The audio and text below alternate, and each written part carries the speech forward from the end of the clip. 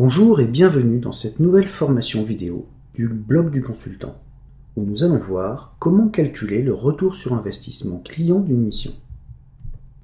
Dans cette vidéo, j'aborderai quelques concepts fondamentaux de l'analyse financière et économique. Le but n'est pas de faire de vous des experts en finance, mais de partager quelques notions qui vous seront utiles pour avoir une discussion cohérente sur la valeur de votre offre avec un décideur. Le ROI est un ratio, exprimé en pourcentage, qui mesure la performance d'un investissement, ce que vous investissez par rapport à ce que ça vous rapporte. Pour l'entreprise ou le particulier qui fait appel à vos services, le ROI répond à deux questions. Est-ce que votre mission ou intervention vaut la peine d'être réalisée et combien il peut attendre de celle-ci sur une période donnée? Dans cette vidéo, nous réaliserons ensemble un exemple complet de calcul de ROI à l'aide d'un modèle Excel que j'utilise depuis de nombreuses années. Mais avant de passer à la pratique et d'expliquer ce qu'est exactement le ROI, commençons par comprendre en quoi il est important et pourquoi vous avez besoin d'être familier avec sa logique et quels sont les fondamentaux de l'analyse financière que vous devez maîtriser.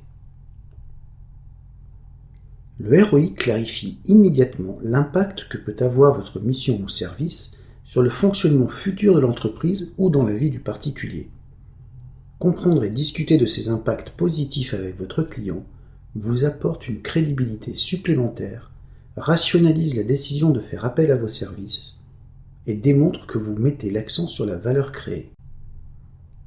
Parmi les fondamentaux, la valeur temporelle de l'argent est un concept essentiel de la finance. Pour faire simple, 1 euro aujourd'hui ne vaut pas 1 euro demain. Eh bien alors, combien vaut-il? Cela dépend de ce que vous allez en faire. Vous pouvez le placer ou l'investir afin que vous touchiez des intérêts, c'est ce que l'on appelle la capitalisation. Ou vous pouvez le cacher sous un matelas et votre euro perdra de la valeur. C'est ce que l'on appelle l'actualisation. La capitalisation exprime des euros actuels en euros futurs. Combien les 100 euros que je place aujourd'hui sur mon livret A vaudront dans 10 ans à un taux de 3% par an? Le calcul est simple et vous le connaissez. 100 euros plus 3% d'intérêt la première année donne 103 euros. La deuxième année, 103 euros sera la base, et ainsi de suite jusqu'à 10 ans. La 10e année, vos 100 euros investis vaudront 134,39 euros. La formule magique, la valeur initiale multipliée par 1 plus le taux d'intérêt, puissance le nombre d'années. L'actualisation exprime des euros futurs en euros actuels. Combien vaut un billet de 100 euros dans 10 ans en valeur d'aujourd'hui avec une inflation de 3% par an? C'est exactement l'inverse de la capitalisation. Et c'est ce que l'on appelle la valeur actuelle.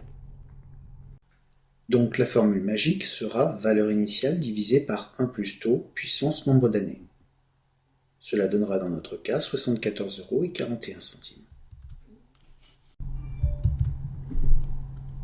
Vous comprenez maintenant que le temps influence la valeur de l'argent et qu'évaluer un investissement implique de le ramener à sa valeur actuelle.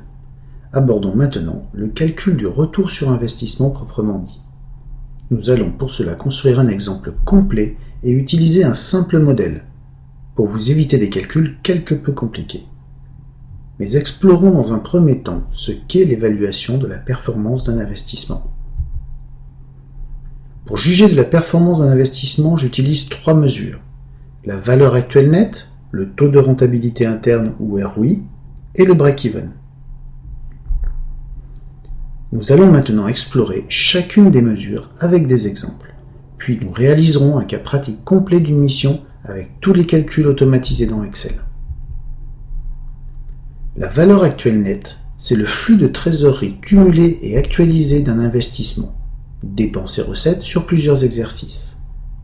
C'est un montant évaluant le bénéfice net d'un investissement sur plusieurs années, rapporté à la valeur d'aujourd'hui. Un investissement n'est rentable que si la valeur actuelle nette est positive. Le taux utilisé est appelé le taux d'actualisation ou cost of capital. Vous vous souvenez de la formule magique pour la valeur actuelle, valeur initiale divisée par 1 plus taux puissance nombre d'années. Pour les entreprises, ce taux est compris entre 8 et 12%, Confirmez-le avec votre client. Voici un exemple de calcul de la valeur actuelle nette. Nous considérons ici un investissement de 120 000 € s'étalant sur les 2 premières années. Les bénéfices, eux, apparaissent 1 an après l'investissement pour 80 000 €, puis 150 000 €. Le net est la différence entre les investissements et les bénéfices année par année. La valeur actuelle correspond au net actualisé année par année avec la formule valeur initiale divisée par 1 plus taux puissance nombre d'années et où le taux a été fixé ici à 10%. La valeur actuelle nette est finalement le cumul des valeurs actuelles pendant les 3 années.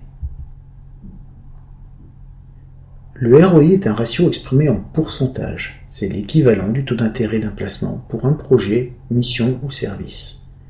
L'approche pour le calculer est un peu particulière. Il consiste à trouver le taux d'actualisation qui permettra d'annuler la valeur actuelle nette. Pour mieux comprendre, reprenons notre exemple. Nous avons calculé précédemment qu'avec un taux d'actualisation de 10%, nous obtenions une valeur actuelle nette de 79 000 €. Si nous avions pris un taux de 20%, notre valeur actuelle nette aurait été de 54 000 €. Pour 30%, 35 000 €. Pour finalement annuler la valeur actuelle nette pour un taux de 56%. Le ROI est donc de 56%. Vous le comprenez, les calculs se font par approximation successive. Mais je vous rassure, tout cela est automatisable dans Excel.